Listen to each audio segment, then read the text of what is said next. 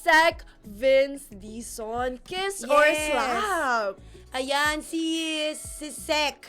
Oo. So, DPWH siya, na secretary ngayon. Grabe, no? Ito Parang yung... alam ko siya yung infrastructure and mga Yes. systems building. Ayan, nakita mo Totoo. nagtutalk siya. And very smart din tignan to si Sec, no? Yes. And alam mo kasi sa Pilipinas, di ba? Ito din yung mga sana tinutuunan natin ng pansin. Yung mga infrastructure. Yes. Mga public works and highways, di ba? Kasi dyan din, guys, nagre-result if you don't take care of it, magkakaroon din ng Yes. traffic, di ba? Mga unexpected delays in our Totoo life. yan.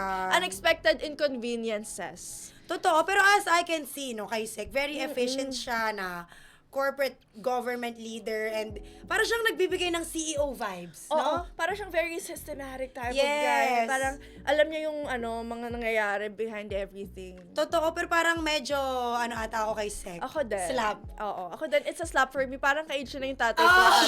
Parang hindi ko kaya yon. So, Medyo it's a slap. beyond our Oo. age limit na, Sec. Kaya naman, Ayoko nun para kung parang dinidate ko yung tatay ko. Kasi parang magka-age lang sila. ilang taon na kaya to si Sec? Baka ka-age ba to ni Daddy? Parang ate. So, it's a slap for me. Oo. I can't. Totoo yan.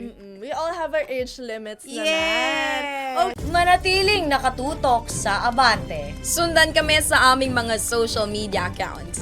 At huwag kalimutang mag-subscribe sa aming YouTube channel. DWAR Abante Radio para sa mga eksklusibong balita.